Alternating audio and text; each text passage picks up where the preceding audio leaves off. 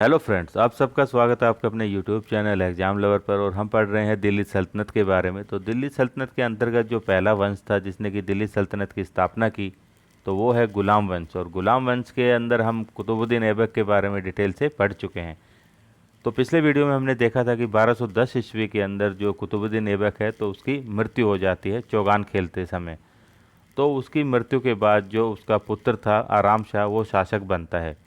तो वो ज़्यादा महत्वपूर्ण शासक नहीं है, वो केवल 1 वर्ष तक ही शासक रहा, 1210 ईस्वी से लेकर 1211 ईस्वी तक। उसके बाद जो आराम शाह है उसको युद्ध में परास्त करके और कैद करके इल्तुतमिश जो है वो दिल्ली सल्तनत का अगला सम्राट बनता है। तो चलिए स्टार्ट करते हैं आज की क्लास और पढ़ते हैं सबसे पहले आराम शाह के बारे में, जो कि कुतुबुद्दीन ऐबक का पुत्र था। तो जो आराम शाह है इसका शासन काल आप देखेंगे तो ये बेहद ही कम है, केवल 1 वर्ष तक ही रहा, 1210 ईस्वी से लेकर 1211 ईस्वी तक। और कुतुबुद्दीन ऐबक जो है उसकी मृत्यु हो जाती है कब, 1210 ईस्वी के अंदर हो गई थी, लाहौर के अंदर, जब वो चौगान खेल रहा था, पोलो खेल रहा था। तो उसकी मृत्यु के बाद जो लाहौर के जो अमीर है, जो तुर्क सरदार थे वहाँ के, तो उन्होंने क्या किया, आराम शाह को 1210 ईस्वी के अंदर सुल्तान घोषित कर दिया। और जो आराम शाह है उसने भी मुजफ्फर सुल्तान महमूद शाह की उपाधि धारण की और उसने वंश को संभाला। और उसने अपने आप को सम्राट घोषित किया, सुल्तान घोषित किया, और अपने नाम की उसने मुद्राएं भी चलवाई, सिक्के चलवाए। जबकि आप देखेंगे कि जो कुतुबुद्दीन ऐबक है उसने ऐसा कोई भी कार्य नहीं किया था, उसने सुल्तान की उपाधि भी धारण नहीं की थी और ना ही कोई सिक्के वगैरह ये चलवाए थे। उसने केवल सामान्य उपाधियां जैसे कि सिपह सलार, इस टाइप की उपाधियां ली थी।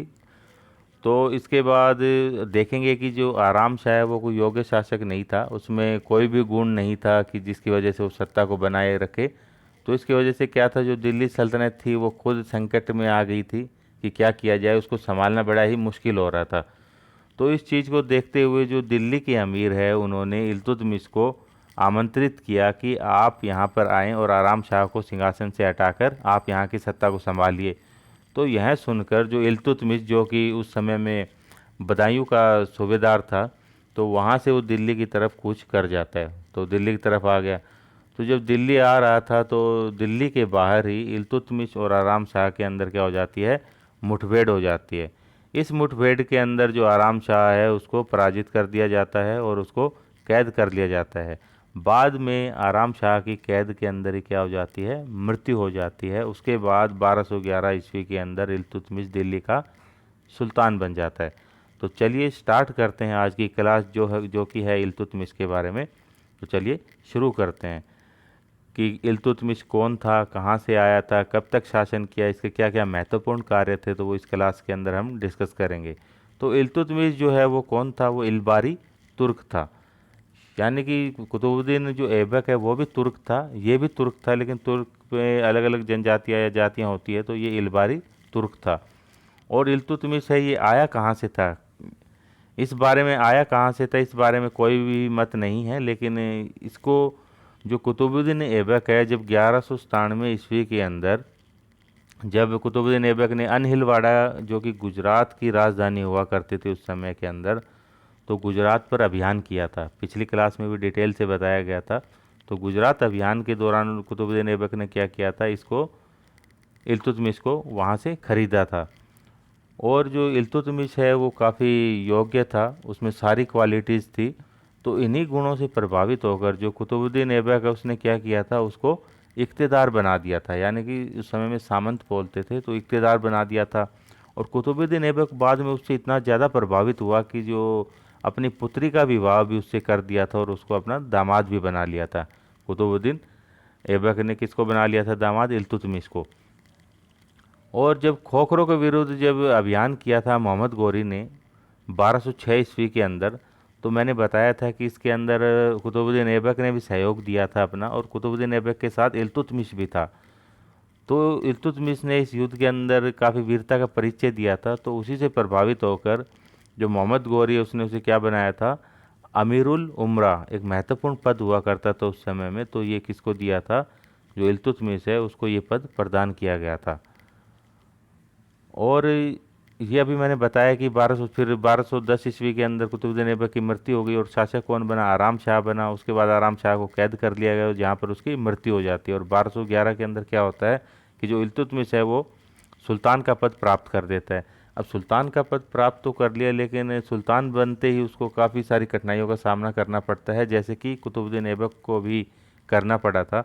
अब देखते हैं कि कौन कौन सी कठिनाइयाँ आई थी।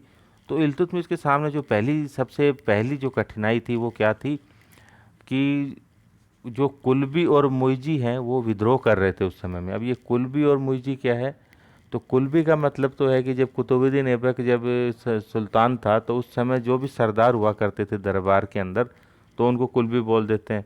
और मुइजी कौन, मोहम्मद गौरी के ये सरदार हुआ करते थे, दरबार के सरदार। यानी कि ये दरबारी लोग दरबार के अंदर जो अमीर हुआ करते थे, एक तो कुतुबुद्दीन ऐबक के समय के और मोहम्मद गौरी के समय के। तो जब ये सुल्तान बना तो इन्होंने क्या किया था, विद्रोह कर दिया। और फिर इसने क्या किया, इल्तुतमिश ने इस विद्रोह का दमन बड़ी ही कुशलतापूर्वक कर दिया। अब ये विद्रोह का दमन तो कर दिया, लेकिन जो इल्तुतमिश है इसका कोई विश्वास नहीं रह गया था इनके ऊपर कि दरबारी जो हुआ करते थे उस समय, जैसे कि जो ऐबक के समय के जो लोग चले आ रहे थे वहाँ पर मोहम्मद गौरी के समय के भी लोग उपस्थित थे दरबार के अंदर। तो इल्तुतमिश का कोई भी विश्वास नहीं था इनके ऊपर, क्योंकि ये विद्रोह कर रहे थे। तो इसलिए उसने क्या किया, 40 महत्वपूर्ण लोगों को लिया जो कि पूरी तरह से सक्षम थे, जिनको कि वो अच्छी तरह से समझ सकता था। ऐसे 40 सरदारों को उसने उठाया और क्या किया, एक संगठन बना दिया उनका, जिसको किस नाम से जाना जाता है, तुर्कान चहलगानी के नाम से जाना जाता है। तो ये क्वेश्चन काफ़ी बार आता है कि तुर्कान चहलगानी की स्थापना किसके द्वारा की गई थी, तो ये इल्तुतमिश के द्वारा की गई थी, तुर्कान चहलगानी। और इसको चरगान भी कहा जाता है। और ये कितने लोगों का संगठन था, 40 गुलाम सरदार इसमें हुआ करते थे। तो ये इसका पहला विद्रोह ये हुआ था, इसके समय में वो इसने दबा दिया। इसके बाद यलदौज, जिसके बारे में कि हमने पिछले वीडियो में भी पढ़ा था, इसने कुतुबुद्दीन ऐबक के समय में भी विद्रोह किया था। तो जैसे इल्तुतमिश बादशाह बना, सुल्तान बना, तो इसने भी विद्रोह प्रारंभ कर दिया। तो इसका क्या किया कुतुबुद्दीन जो इल्तुतमिश है, इसने 1215 ईस्वी के अंदर इससे युद्ध किया था, कहाँ पर, तराइन के मैदान में। और यलदौज को इसके अंदर क्या कर दिया था, उसने पराजित कर दिया था पूरी तरह से।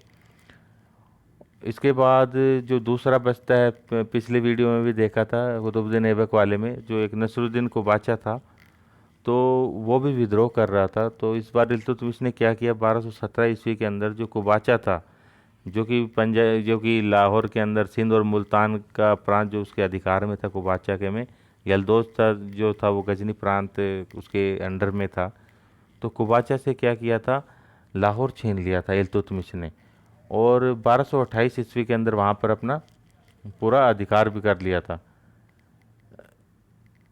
नहीं, वो जैसे बाद की बात है, 1217 में तो क्या हुआ था कि इससे लाहौर छीन लिया कुबाचा से। बाद में इसने अधीनता स्वीकार कर ली थी। फिर 1228 में क्या होता है, ये फिर से इसने विद्रोह कर दिया था, जो नसरुद्दीन कुबाचा है। तो उसके बाद इल्तुतमिश वहाँ जाता है और इसको आत्मसमर्पण करने के लिए कहता है, लेकिन ये आत्मसमर्पण नहीं करता कुबाचा। ये क्या करता है, जो सिंधु नदी है वहाँ पर उसके अंदर कूद जाता है और अपनी आत्महत्या कर लेता है। तो इस तरह से देखेंगे कि जो इल्तुतमिश है उसने दोनों ही जो विरोधी हैं, जैसे कि यलदौज और कुबाचा, इनको समाप्त कर दिया था। बढ़ते हैं आगे। इसके अलावा और कौन कौन सी महत्वपूर्ण घटनाएं हुई थी इल्तुतमिश के समय में, वो देखिए। तो एक इसके समय की महत्वपूर्ण घटना है कि जब ये शासक था तो भारत के ऊपर मंगोल आक्रमण का खतरा मंडरा रहा था। तो देखते हैं कि वो किस तरह से वो खतरा आता है यहाँ पर, और किस तरह से इल्तुतमिश ने उस खतरे से खुद का बचाव किया। तो इसके अंदर क्या होता है कि जो चंगेज खान था, जो कि उस समय मंगोल आक्रमणकारी था, तो वो क्या करता है, एक जगह है ख्वारिज्म, जो कि उस समय पश्चिमी एशिया में हुआ करती थी। तो वहाँ पर ये क्या करता है, हमला करता है चंगेज खान, और इस ख्वारिज्म को पूरी तरह से नष्ट कर देता है। खूब वहाँ पर लूटपाट करते हैं, खूब सारे लोगों को मार दिया जाता है। तो ख्वारिज्म का जो राजकुमार होता है जलालुद्दीन मंगबरनी, तो क्या होता है कि वहाँ से जान बचाकर भाग आता है और भारत की तरफ आ जाता है। तो चंगेज खान उसका पीछा नहीं छोड़ता, उसका पीछा करते हुए वो इसी तरफ आ जाता है। तो 1224 ईस्वी के अंदर जो चंगेज खान है वो सिंधु नदी तक आ पहुंचता है। उसके बाद चंगेज खान को पता होता है कि ये भारत में अगर जाएगा तो इसको संरक्षण कौन दे सकता है, जो दिल्ली सल्तनत का सुल्तान है वो दे सकता है, इल्तुतमिश। तो इल्तुतमिश के पास जो चंगेज खान है वो अपना दूत भेजता है और कह देता है कि आपके पास अगर जलालुद्दीन मंगबरनी आए तो आप किसी भी प्रकार की सहायता नहीं करेंगे उसकी।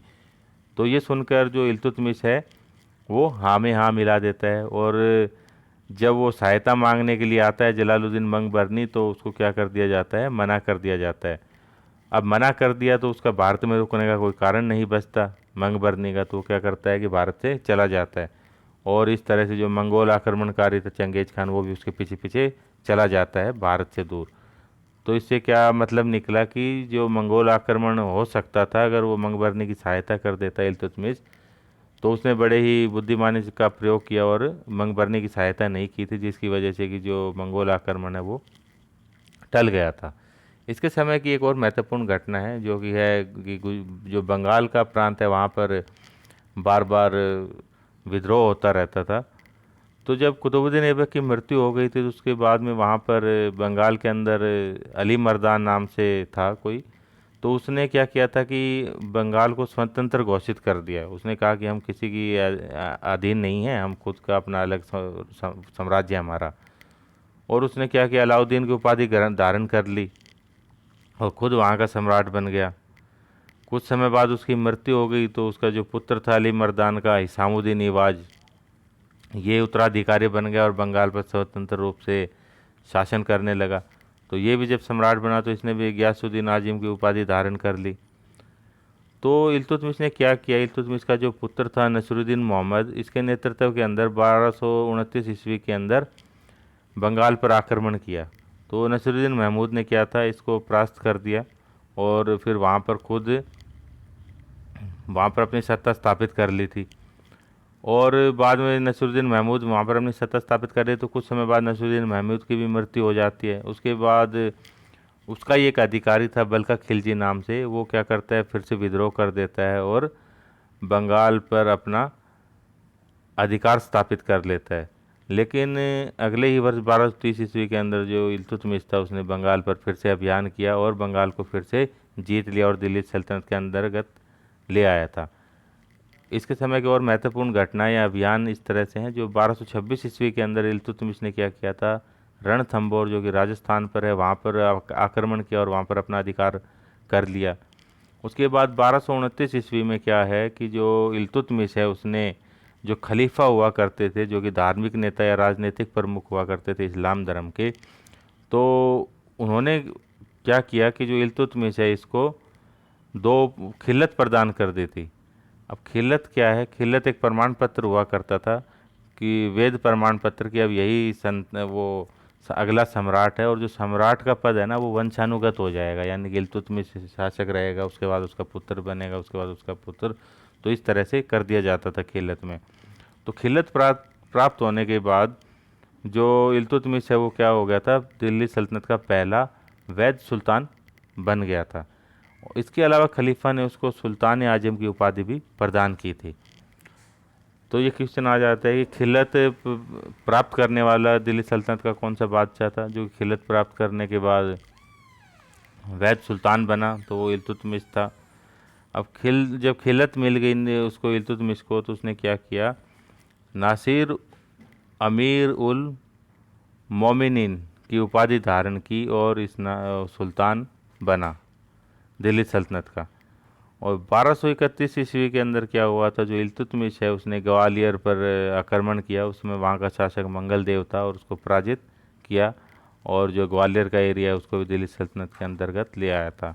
1233 ईस्वी में चंदेलों के विरुद्ध आक्रमण किया था और 1234 और 35 ईस्वी के अंदर उज्जैन और भिलसा के ऊपर आक्रमण किया, और उसका अभियान पूरी तरह से सफल भी रहा था और दिल्ली सल्तनत के अंतर्गत उसका राज्य काफ़ी विस्तृत हो गया था। इसके बाद कुछ अन्य महत्वपूर्ण बातें इल्तुतमिश के बारे में। तो जो इल्तुतमिश है वो ऐसा पहला तुर्क सुल्तान था जिसने कि शुद्ध अरबी के सिक्के चलवाए। कुतुबुद्दीन ऐबक ने कोई सिक्का नहीं चलवाया था। उसके बाद जो शासक बना था आराम शाह, उसने भी सिक्के चलवाए थे, लेकिन शासनकाल इतना कम था कि जो सिक्के हैं वो पूरी तरह से प्रचलित नहीं हो पाए थे। इसके बाद जो शासक बना इल्तुतमिश, तो वो पहला तुर्क सुल्तान था जिसने कि शुद्ध अरबी के सिक्के चलवाए थे। अब किस तरह के सिक्के चलवाए थे ये काफ़ी बार पूछे जाते हैं। इसने दो महत्वपूर्ण प्रकार के सिक्के चलवाए थे, जिसके अंदर की एक तो चांदी का टका था और तांबे का जितल। एक तो तांबे का था और चांदी का था। जो चांदी का सिक्का था उसका नाम तो था टंका, और जो तांबे का था उसका नाम था जितल। अब एक जो चांदी का सिक्का है जिसको कि टंका बोलते हैं, उसके अंदर 48 जितल आते थे। जैसे आप एक्सचेंज करवाएंगे, अगर आप किसी को एक टंका देंगे तो आपको 48 तांबे के जितल प्राप्त होंगे। इसके अलावा उसने जो सिक्के ये बनवाए थे टंका और जितल, इसके ऊपर क्या था, जहाँ पर वो सिक्के बनते थे टकसाल, तो उसका नाम भी अंकित करवाया। तो ये ऐसा पहला मुस्लिम शासक था जिसने कि सिक्कों पर क्या अंकित करवाया था, टकसाल का नाम अंकित करवाया था। और सिक्कों पर इसने अपने लिए काफ़ी सारे सम्मानजनक शब्द भी लिखे हैं, जैसे कि उसने अपने आप को खलीफा का प्रतिनिधि भी बताया है। इसके अलावा सिक्कों पर गुदवाया कि वो शक्तिशाली शासक है, साम्राज्य व धर्म का सूर्य, धर्मनिष्ठों के नायक का सहायक। ये इस प्रकार के शब्द भी इल्तुतमिश ने सिक्कों पर बनवाए थे। इसके अलावा इल्तुतमिश ने जो एकता व्यवस्था है, एकता प्रणाली, इसका भी प्रारंभ किया था। यानी कि भारत के अंदर एकता प्रणाली का संस्थापक कौन था, इल्तुतमिश था। वेरी इंपॉर्टेंट क्वेश्चन है ये कि जो एकता प्रणाली है इसका संस्थापक कौन था, तो इल्तुतमिश था। एकता प्रणाली होती क्या थी, इसके अंदर जो सैनिक हैं या राज्य के अन्य अधिकारी हैं उनको नगद वेतन नहीं दिया जाता था। उनको इस जगह पर क्या दिया जाता था, एक भूमि दे दी जाती थी कि वहाँ पर जो भी राजस्व या कर इकट्ठा करेंगे तो वही उनकी क्या होगी, तनख्वाह होगी। तो ये जो एकता प्रणाली है इसको बाद में जो अलाउद्दीन खिलजी है उसके द्वारा समाप्त कर दिया गया था, और जो सैनिक हैं सेना के अंदर तो उनको नगद वेतन देने की सुविधा प्रारंभ कर दी गई थी। इसके अलावा जो इल्तुतमिश का महत्वपूर्ण कार्य है वो ये है कि जो कुतुबुद्दीन ऐबक के चैप्टर में हमने पढ़ा था कि उसने अपनी राजधानी लाहौर को बनाया था, लेकिन जो इल्तुतमिश है इसने क्या किया था, इसने राजधानी लाहौर से दिल्ली स्थानांतरित की और दिल्ली को अपनी राजधानी बनाया था। इसके बाद है मृत्यु। अप्रैल 1226 के अंदर ये जो इल्तुतमिश है बयाना पर आक्रमण करने के लिए जा रहा था, लेकिन रास्ते के अंदर ही क्या होता है, जो इल्तुतमिश है वो बीमार हो जाता है। समय बढ़ता जाता है, बीमारी और अधिक बढ़ती जाती है, उसका कोई इलाज नहीं हो पाता है, जिसकी वजह से कुछ ही समय बाद इसकी मृत्यु हो जाती है 1236 ईस्वी के अंदर। अब 1236 के अंदर मृत्यु हो गई तो जो इल्तुतमिश का मकबरा है वो कहाँ पर बनवाया गया है, वो दिल्ली के अंदर स्थित है इल्तुतमिश का मकबरा, जो कि सिंपल सा मकबरा है, केवल एक कक्षीय मकबरा है, एक कमरे के अंदर ही बना हुआ मकबरा है। और इसके बाद जो उत्तराधिकारी की अगर बात करें, जो इल्तुतमिश ने जो वो बीमार था जिस समय वो जिस समय उसका इलाज चल रहा था, उसको लग रहा था कि उसकी मृत्यु हो सकती है, तो उससे पहले उसने क्या किया था, उसकी बेटी थी रजिया सुल्तान, उसको क्या अपना उत्तराधिकारी घोषित कर दिया था।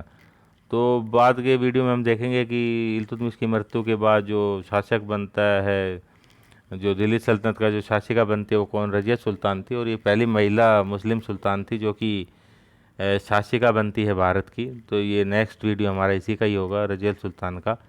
इसके अलावा कुछ महत्वपूर्ण तथ्य भी है इल्तुतमिश के बारे में, चलिए उनके बारे में डिस्कस कर लेते हैं।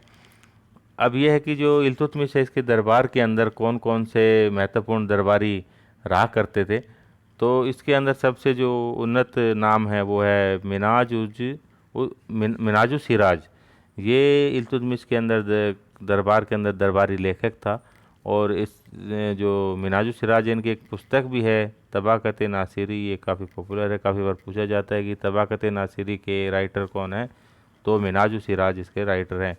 इसके अलावा कुछ एक और महत्वपूर्ण नाम भी है, मलिक ताजुद्दीन, ये भी इसके दरबार में रहा करते थे।